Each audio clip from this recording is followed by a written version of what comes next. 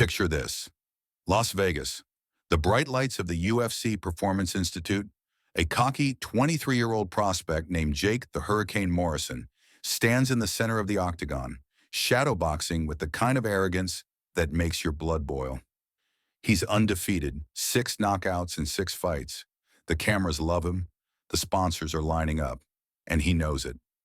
Across from him stands a man who doesn't need to prove anything anymore. Chucknorris. Yes, that Chucknorris. Now in his 80s, invited as a guest instructor for a charity sparring exhibition. The young fighter looks at the legend and smirks. Then, loud enough for everyone to hear, Jake says the words that will haunt him forever. "Come on, old man. You're too slow for this game now." The gym goes silent. Chuck just smiles, that knowing, patient smile of a man who's seen 1,000 Jakes come and go. What happens next? Well, let me tell you a story about respect, humility, and why you should never, ever underestimate quiet power. Jake Morrison was born to fight, or at least that's what he told everyone who'd listen. Growing up in a rough neighborhood in Detroit, he learned early that the world respects power and speed. His father left when he was 7. His mother worked 3 jobs just to keep the lights on. The streets raised him more than any parent did, and the streets taught him one lesson above all others: be the predator or become the prey. By 16, he was training in mixed martial arts at a local gym run by an ex-boxer named Ray, who saw potential in the angry kid with fast hands. By 18, Jake had his first amateur fight, a brutal knockout that left his opponent unconscious for 2 full minutes. By 20, he had his first professional contract with a regional promotion. By 23, he was being called the future of the UFC, and he believed every single word of it. His Instagram had 500,000 followers who hung on his every post. His interviews went viral, not because he was particularly eloquent, but because he was brazen. He'd call out champions. He'd predict knockouts down to the round and minute. He'd strut into press conferences wearing designer sunglasses and diamond chains, looking more like a rapper than a fighter. He had a signature move, a devastating spinning back kick, followed by a ground and pound sequence that had ended 4 of his fights in the first round. Jake didn't just win fights, he made statements. He talked trash before the bell rang and backed it up when it did. In the minds of many fans and promoters, that combination of flash and violence was pure gold. But here's the thing about Jake that nobody wanted to say out loud. He had absolutely no respect for the past. To him, martial arts history was just a dusty old book written by people who couldn't hang in the modern game. Bruce Lee, cool movie, sure, but could he defend a double-leg takedown? Muhammad Ali, great boxer, but what about submissions? And Chucknorris? Well, Jake had seen the memes, the internet jokes. Chucknorris doesn't do push-ups. He pushes the earth down. Funny stuff, but to Jake, it was proof that the guy was more mythology than reality. To Jake, Chuck was a relic, a marketing gimmick, a name that boomers dropped to feel nostalgic about their childhoods. He'd never actually watched any of Chuck's tournament footage, never read about his competition record, never studied the technique that had made him one of the most feared karate fighters of the 1960s and 70s. Why would he? In Jake's mind, the sport had evolved. Modern fighters were bigger, stronger, faster, and trained in multiple disciplines from childhood. The old guard, no matter how legendary, simply couldn't compete anymore. When the UFC announced that Chucknorris would be appearing at the Performance Institute for a special charity event, a light sparring exhibition with current fighters to raise money for military veterans, Jake saw it as nothing more than a photo opportunity. Maybe he'd get a picture with the old guy, post it with some clever caption like, "Teaching Legends the New School," or something equally cocky. Easy content, easy engagement, easy money.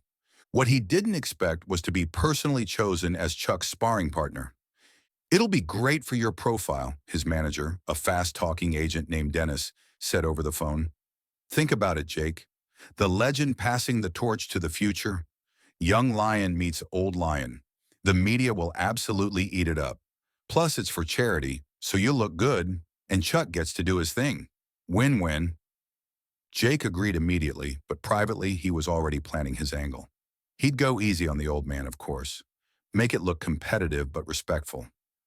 Let Chuck land a few token shots for the cameras. Then he'd show just enough of his own speed and skill to remind everyone watching who the real fighter was. He'd be respectful enough not to embarrass the guy, but dominant enough to make it clear that the future had arrived. Easy money, easy press, easy addition to his highlight reel. He had absolutely no idea he was walking into the most humbling 90 seconds of his entire life. In the days leading up to the event, Jake barely prepared. Why would he? He was in peak condition, training twice a day for his next scheduled bout. He watched maybe 5 minutes of an old Chucknorris karate tournament on YouTube, grainy footage from the 1960s showing a young Chuck throwing precise kicks and punches. But he clicked away after a few moments. Different era, he muttered to himself. Different game. His training partners tried to offer some perspective. One of them, an older Brazilian jiu-jitsu coach named Marcus, pulled him aside during a sparring session. "You know Chuck Norris is a legitimate black belt in multiple styles, right?" Marcus said. "The man was a world champion. He fought some of the best fighters of his generation." Jake waved him off. Yeah, I know he was good back in the day. But come on, Marcus. The guy's like 80-something. I'm not worried." Marcus just shook his head and walked away. He'd seen this movie before. Pride comes before the fall. But Jake was too deep in his own hype to hear wisdom. The day of the event arrived with all the electricity and spectacle that only Las Vegas can generate. Media crews filled every corner of the UFC Performance Institute. Photographers jostled for position along the octagon. ESPN had sent a crew. Social media influencers streamed live from their phones. Retired fighters, elite trainers, celebrities, and high rollers filled the seats around the cage. This wasn't just another charity event, it was a moment, a bridge between eras. Old school meets new school. Chuck arrived quietly, as he always did. No entourage, no hype team, no dramatic entrance music, just a simple black GI tied with a worn belt that had seen decades of training. He bowed respectfully to the organizers, shook hands with fans who approached him with genuine reverence, and took his time warming up in the corner. His movements were smooth, economical, precise. Every stretch, every shadow technique was performed with the kind of mindfulness that only comes from a lifetime of discipline. There was no wasted motion, no showboating, just pure, concentrated focus. Jake, on the other hand, made an entrance. He came in 45 minutes late, blasting trap music from a portable speaker carried by one of his cornermen. His whole crew was with him, 6 guys all wearing matching Hurricane Team hoodies, hyping him up like he was about to defend a championship belt at Madison Square Garden. Jake wore flashy fight shorts covered in sponsor logos, custom gloves with Hurricane stitched across the knuckles in gold thread, and designer sunglasses that probably cost more than most people's monthly rent. He didn't bow to anyone. He didn't acknowledge the organizers.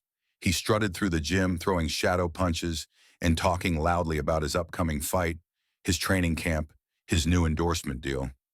Everything was about him. When he finally looked across the octagon and saw Chuck stretching, this 80-something man in a traditional martial arts uniform, moving through kata with quiet grace, Jake couldn't help himself. He laughed. Not a polite chuckle, but a loud, mocking laugh that echoed through the suddenly tense gym. "Yo, this is really happening," he called out to his cornerman, loud enough for half the venue to hear. "They seriously want me to spar with someone's grandpa? This is what we're doing today?" A few of his crew laughed nervously, unsure whether they should join in or shut up. Most people in the gym didn't laugh at all.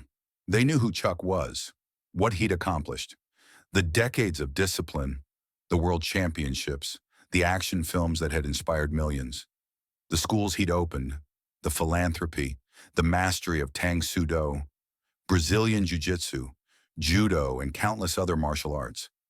This wasn't just some old celebrity showing up for publicity. This was a living legend, sacred ground. But Jake didn't care about sacred ground. Sacred ground didn't get views. When the referee, a respected veteran official named John McCarthy, Big John himself, called both fighters to the center for the pre-sparring instructions, Jake swaggered over, bouncing on his toes like he was warming up for a title fight. He was rolling his shoulders, cracking his neck, making a show of it. Chuck walked calmly, hands at his sides, his face serene and composed. They stood face to face, the brash young lion and the quiet old wolf. The contrast was striking.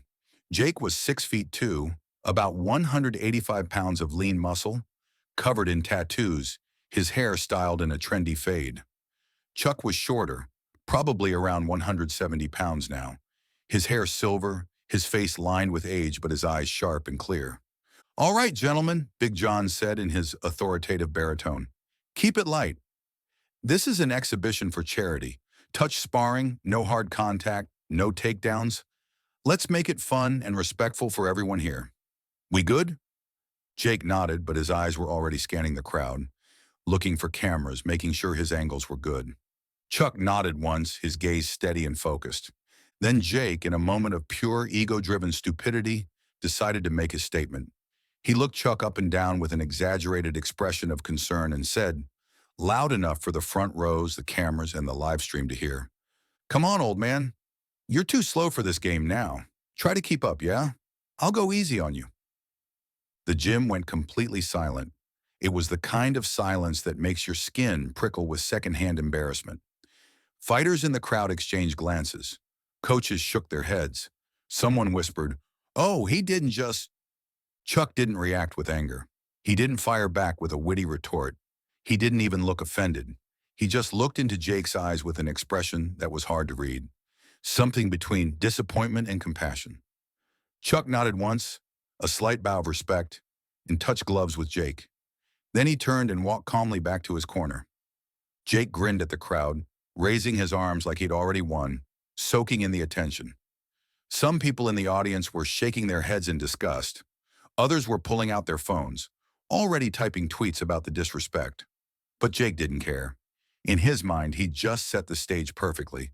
Now all he had to do was put on a good show, let the old guy save some face, and walk away looking like the gracious future of the sport. He had absolutely no idea what was about to happen. What he didn't see was the look that Big John gave Chuck as both fighters returned to their corners. A look that said, "You okay? Need me to step in?" And the small shake of Chuck's head that replied, "No, this one needs to learn." The ceremonial bell rang, not the harsh buzzer of a real fight, but a clear, resonant chime that signaled the start of the exhibition.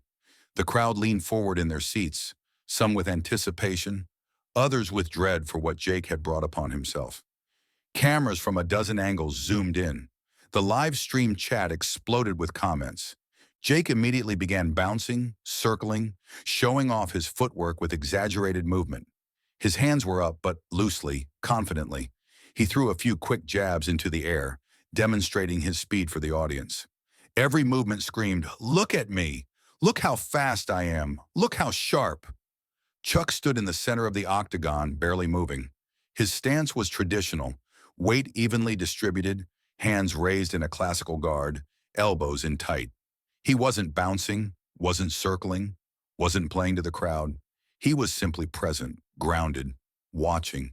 His eyes never left Jake, not tracking his hands or his feet, but watching his center, his hips, his core. Because that's where every movement begins. That's what 60 years of martial arts teaches you. Watch the center, and you'll never be fooled by the extremities. Jake feinted a low kick, then pulled back with a grin. "Whoa, almost got you there. Too fast for you, huh, old-timer?" Chuck said nothing. His expression didn't change. He simply adjusted his stance slightly, a micro-adjustment that fighters in the crowd recognized immediately. He was reading Jake, cataloging his patterns, his tells.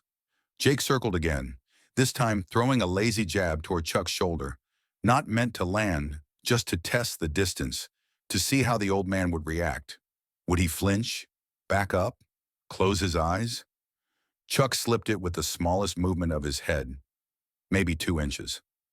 The punch sailed harmlessly past his ear. He didn't even blink. Jake's grin faltered for just a heartbeat. Then he reset and came in again, this time with a bit more commitment. A jab-cross combination, still pulling his punches, but throwing with enough speed to look impressive on camera to make the highlight reel look good. Chuck slipped both punches. Again, the movements were minimal, just enough to let the strikes pass by millimeters. Perfect economy of motion, refined over 6 decades of training, Thousands of sparring sessions, hundreds of real fights. Jake's fists cut through empty air. He could feel the slight breeze of his own missed punches against his face as they came back. Now Jake's expression changed. The playfulness evaporated. His ego was bruised. He'd just thrown what he considered to be fast, technical strikes, combinations that had landed on professional fighters, and this 80-year-old man had made them look like they were moving in slow motion. "All right, Grandpa," Jake muttered, his voice tight. "Let's see how you handle this." He stepped in with more aggression now, more commitment. A low kick aimed at Chuck's lead leg, still controlled enough for exhibition standards, but with real intent behind it. Real population. The kind of kick that would leave a bruise, send a message. Chuck checked the kick effortlessly. His shin met Jake's shin with perfect timing, the angle precisely calculated to absorb and redirect the force.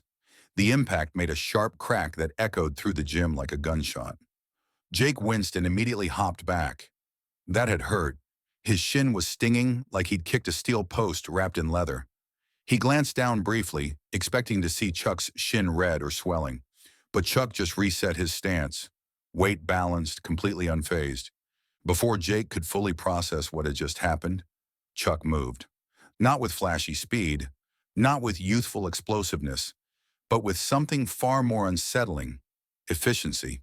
He closed the distance in one smooth step, his movement so clean and economical that Jake's eyes couldn't quite track it. One moment Chuck was at range, the next he was inside Jake's guard. Chuck tapped Jake on the ribs with an open palm, gentle, almost playful. But the message was crystalline. "I could have hit you anywhere I wanted. Solar plexus, liver, jaw. You were completely open."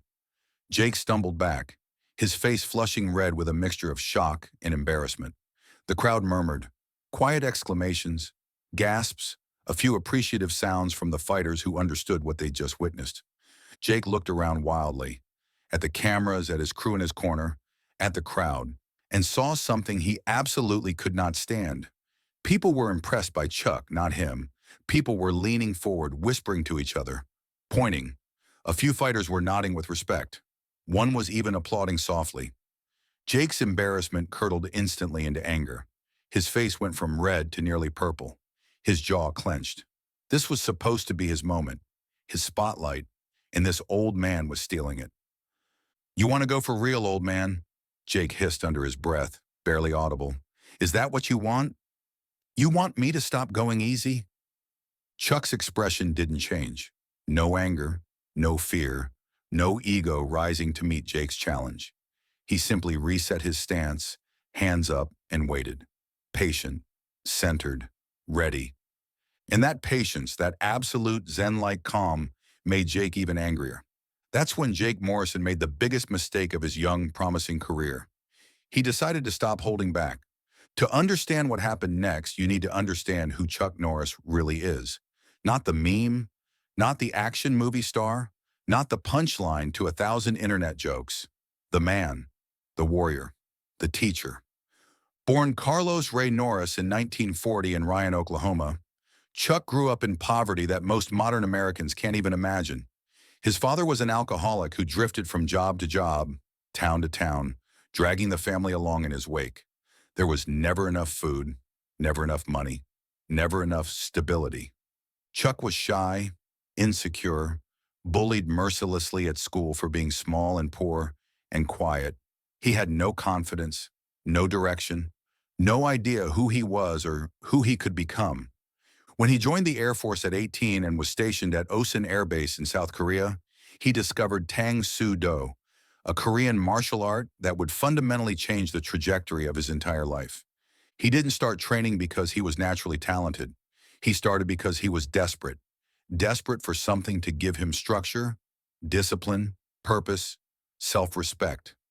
Something to believe in when he didn't believe in himself. Those first months were brutal. He was stiff, uncoordinated, always the slowest student in the class. But he showed up, every single day. Hours before class started, hours after it ended. He trained until his knuckles bled, until his shins were purple with bruises, until his muscles screamed and his mind went blank with exhaustion. He didn't train because he loved it. He trained because he needed it. Slowly, painfully slowly, he got better. Not because of natural athleticism, but because of sheer stubborn determination. He earned his first black belt, then another, and another. He studied Shotokan karate, judo, Brazilian jiu-jitsu. Every martial art he could find, he absorbed, integrated, mastered.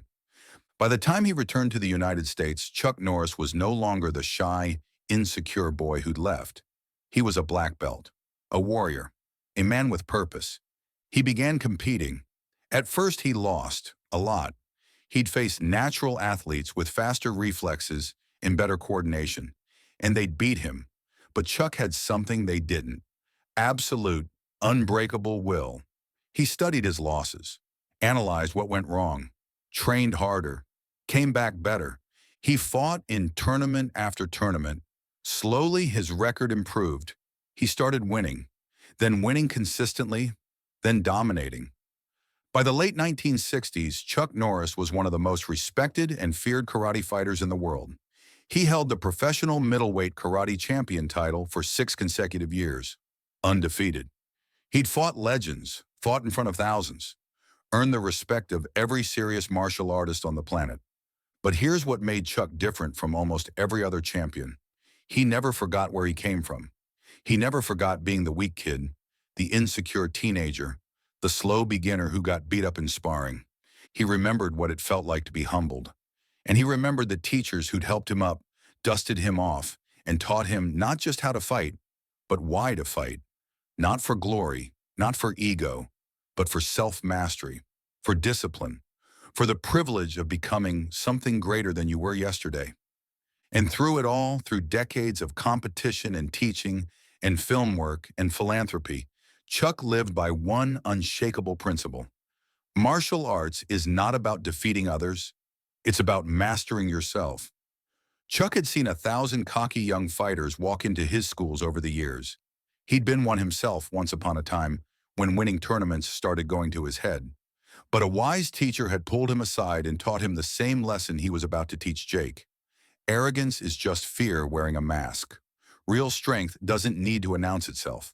Real mastery doesn't need applause or validation. Now, standing in this octagon across from Jake Morrison, this talented, angry, deeply insecure young man who was so desperate to prove something that he'd forgotten why he was fighting in the first place, Chuck felt something that surprised even him. Not anger at the disrespect, not offense at being mocked, not the desire to put this punk in his place. He felt compassion. He saw himself at 23, saw the fear beneath the bravado, saw a kid from a hard background using arrogance as armor against a world that had taught him that vulnerability equals weakness. And in that moment, Chuck Norris made a decision. Not as a competitor, not as a celebrity, but as a teacher. He would give Jake what no coach, no opponent, no viral knockout had given him yet. He would give him truth. He would teach him, not through cruelty but through control, what real mastery looked like. He would teach him humility, not through destruction, but through demonstration. Jake came in hard now, throwing with real intent. The exhibition rules were basically out the window as far as he was concerned. A 3-punch combination, jab, cross, hook, followed by a hard low kick, then a feint into a spinning back fist. His signature setup that had knocked out 2 professional opponents. He was moving at full speed now, pulling his punches just barely enough to maintain plausible deniability, but throwing with bad intentions. Each strike had serious power behind it. This wasn't touch sparring anymore. This was Jake trying to land something, anything to salvage his ego. And Chuck danced. There's really no other word for it. He slipped, parried, and moved with such fluid, effortless grace that it looked choreographed, like a rehearsed movie scene. But it wasn't. Every movement was pure reaction, pure instinct honed over 60 years of sparring with world champions and street fighters and everyone in between. Jake threw a 9-strike combination in rapid succession, one of his best, the kind of flurry that had overwhelmed multiple opponents. Punches came from every angle, high, low, straight, circular. Not one of them landed. Chuck's head moved inches. His feet shifted in tiny steps. His hands redirected strikes with the gentlest touches, using Jake's own momentum against him. It was a masterclass in defensive technique. Every principle of martial arts, distance management, timing, angling, economy of motion, on perfect display. The crowd gasped collectively. Then someone started clapping. Then a few more people. Within seconds, the entire venue was applauding, not for Jake's offense, but for Chuck's defense. It was art, pure, undeniable art. Even some of the younger fighters who'd come in skeptical were now leaning forward with their mouths open, watching a living legend demonstrate why technique beats athleticism, why wisdom beats youth, why mastery earned over decades is something you simply cannot fake or fast-track. Jake was breathing hard now, sweat already dripping down his face despite the short duration. He was frustrated, confused, and beginning to panic. He'd just thrown his best combinations, strikes that had knocked out professional fighters, combinations he'd drilled 10,000 times, and this 80-year-old man in a GI had made him look like a white belt flailing at his first sparring session. His cornermen were yelling instructions.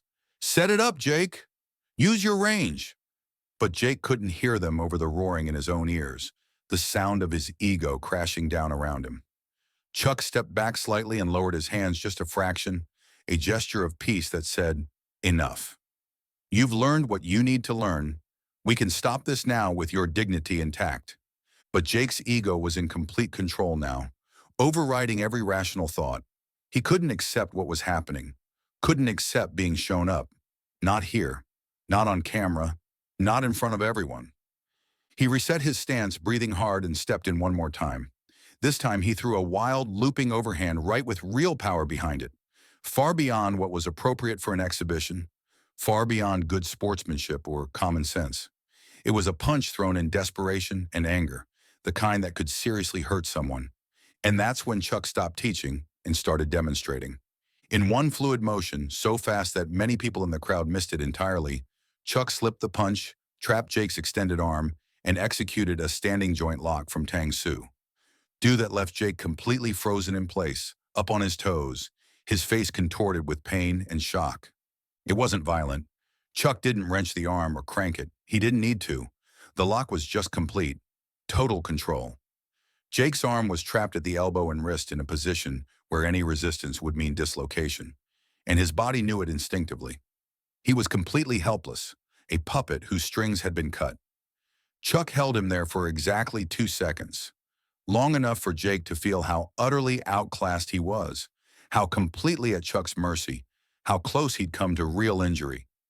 Then released him and stepped back calmly. Big John stepped between them immediately. "That's it. That's enough." But it was already over.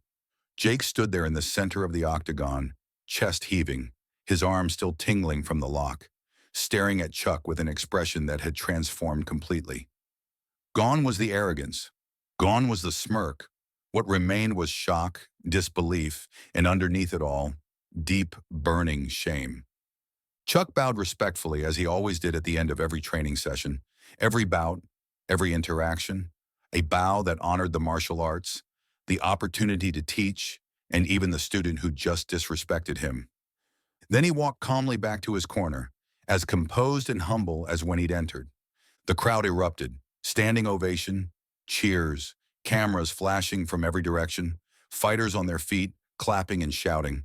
But Chuck didn't celebrate, didn't raise his arms in victory, didn't play to the crowd. He simply removed his gloves and began unwrapping his hands with the same mindful attention he'd give to any routine task, as centered and present as ever.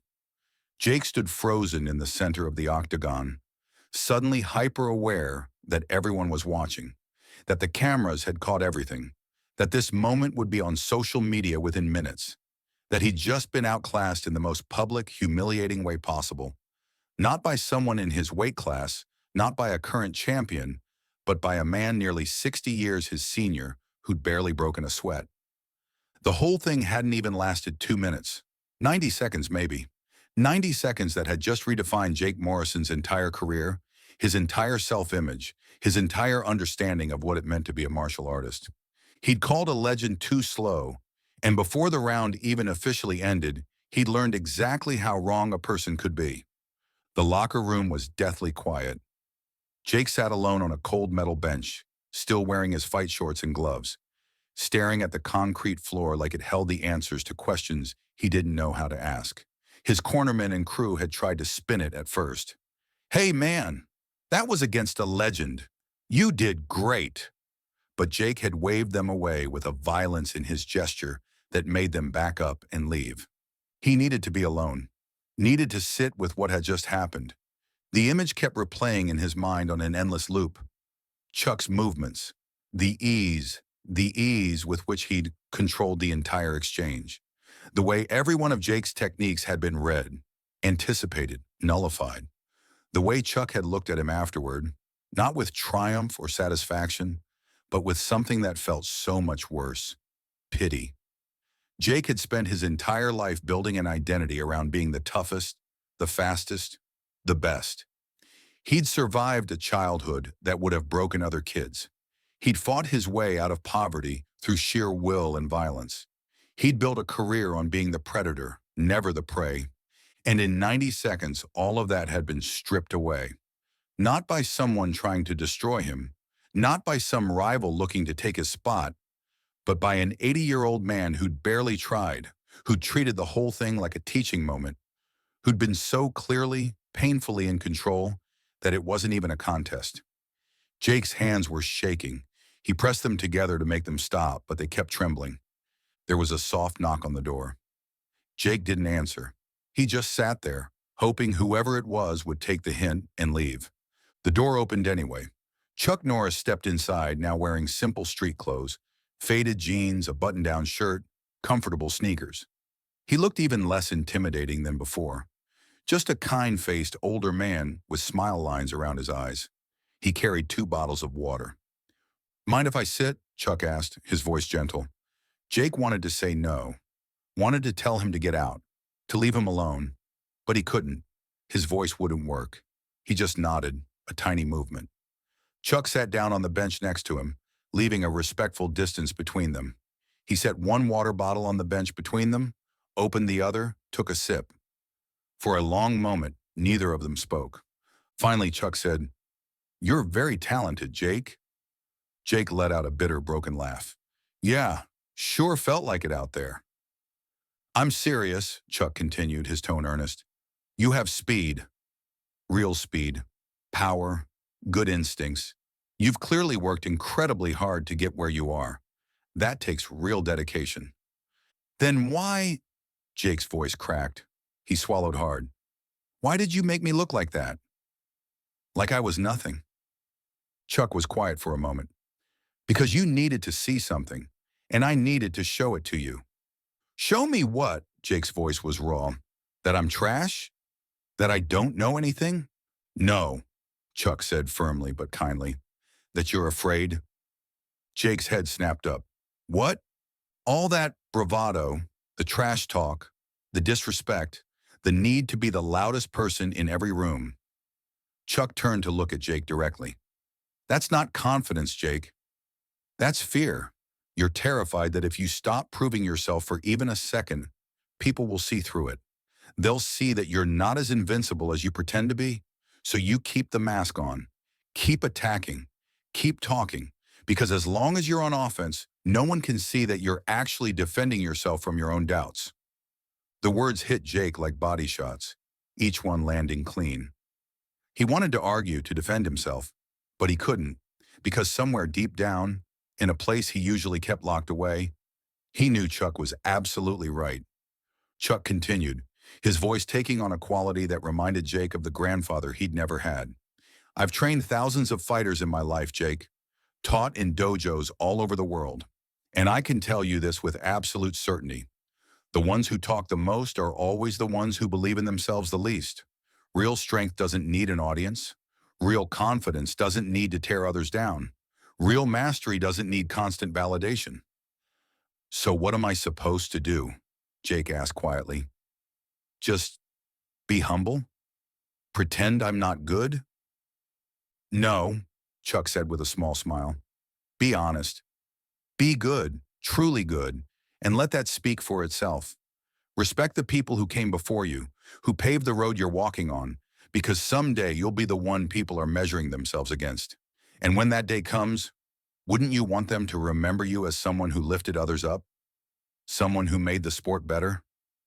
Jake sat with those words feeling their weight.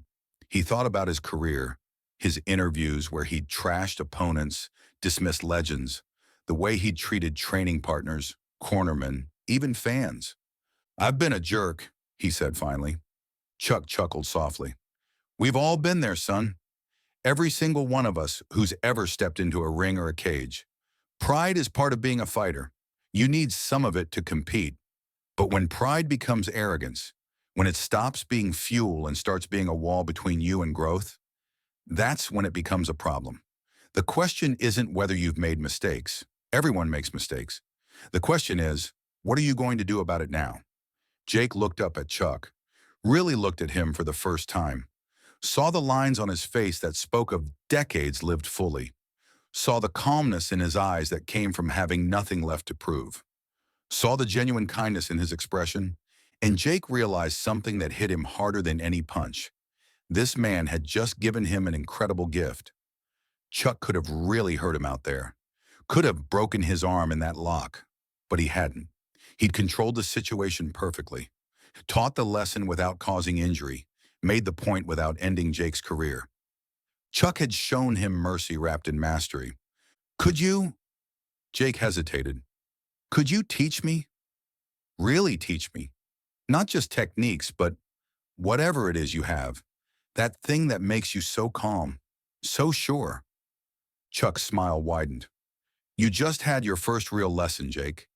But if you're serious about learning, truly serious, then yes, I know some excellent teachers, myself included, if you're willing to put in the work. Real work, the kind that changes you from the inside." "What does that look like?" "It means showing up every day even when you don't feel like it. It means training not to defeat others, but to perfect yourself. It means respecting every person you encounter, every training partner, every opponent, every person who asks for a moment of your time, because they're all teachers if you're willing to learn. It means understanding that martial arts isn't about being the baddest person in the room. It's about being the most disciplined, the most controlled, the most present." Chuck stood up, his movements fluid despite his age, and offered his hand to Jake. Jake took it and stood. The handshake lasted several seconds. Firm, respectful, meaningful. "Thank you," Jake said quietly, and he meant it with every fiber of his being. "I'm sorry for what I said, for how I acted." Chuck held up a hand, stopping him. "Apology accepted, but don't apologize to me. Apologize to yourself. You're the one who's been carrying all that weight around, all that need to prove something. That's exhausting, Jake. Give yourself permission to just be good without needing everyone to acknowledge it constantly." As Chuck moved toward the door, he paused and turned back. "One more thing. You know what real courage is?" Jake shook his head. "Real courage isn't stepping into the cage when you're confident you'll win. Real courage is admitting when you're wrong, changing when you need to change, being vulnerable enough to say, 'I need help,' or 'teach me.' What you just did, asking to be taught after being humbled, that took more courage than any fight you've ever had. Remember that." Chuck left the locker room, the door closing softly behind him. Jake stood alone again, but this time the silence felt different, not heavy with shame, but spacious with possibility. The armor of arrogance that he'd worn for so long, that he'd thought was protecting him, had cracked wide open, and underneath it was just a 23-year-old kid from Detroit who wanted to be great. Not for Instagram followers or highlight reels or revenge against a world that had been hard to him, but for himself. He had been humbled. Completely, thoroughly, publicly humbled. But he hadn't been broken. And that, he realized as he finally took a sip of the water Chuck had left for him, made all the difference. 6 months later, Jake Morrison stepped into the octagon for his 9th professional fight. The pre-fight interview was different this time. Noticeably, obviously different. "Jake, you've seemed really different lately," the reporter said, a young woman from ESPN. "More measured, more humble, some have said. There was that incident with Chucknorris that went viral. Over 15 million views now. Can you talk about what changed for you?"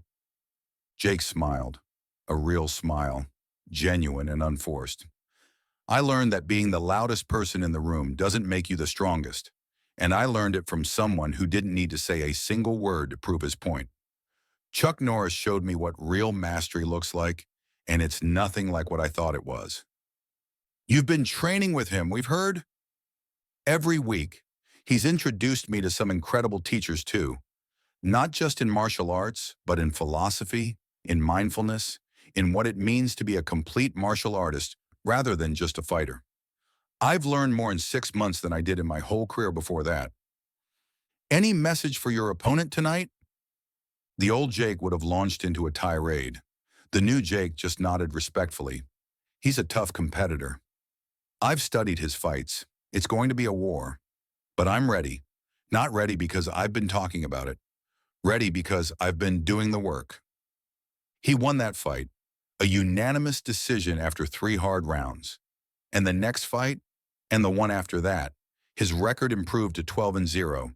But the victories felt different now. They weren't about proving something to the world. They were about testing himself, growing. After each fight, he'd seek out his opponent, help them up if they'd been knocked down, embrace them, thank them for the opportunity. He started spending time with young fighters at his gym, offering advice, sharing what he'd learned. Not as a guru, but as someone a few steps ahead on the path, extending a hand back. His social media changed too. Less trash talk, fewer selfies, more training footage, more thoughtful posts about discipline and growth. His follower count actually increased. Turned out people were hungry for authenticity, for someone who'd admit they didn't have all the answers, who was committed to constant improvement. The video of his sparring session with Chuck became one of the most watched martial arts videos in internet history, not because it showed embarrassment, but because it showed something the world desperately needed to see. Real mastery is patient. Real strength is kind. Real power doesn't need to announce itself. People shared it with captions like, "This is what happens when ego meets mastery," and "the most important 90 seconds in martial arts." Martial arts schools around the world used it as a teaching tool, not to mock Jake, but to illustrate the difference between technical skill and true understanding. Chuck Norris never talked about it publicly, never went on podcasts to tell his side, never leveraged it for publicity. When reporters asked, he'd smile and say, "Jake's a good kid who needed to learn a lesson." I'm glad I could help. That's what teachers do. Because that's who Chuck was. Not a celebrity looking for another moment in the spotlight. Not an ego needing to be fed.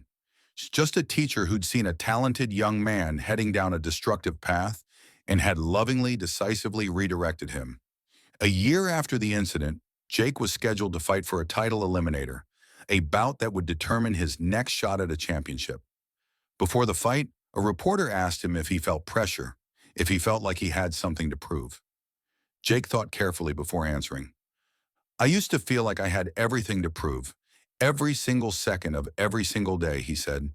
"And that desperation, that need for validation, it made me cruel. It made me small. Now, I just want to be the best version of myself I can be. If that's good enough for a title shot, great. If it's not, I'll keep working, because the journey is the destination." Chuck taught me that. Every day in the gym is the reward. Every chance to improve is a privilege. The belts and the fame?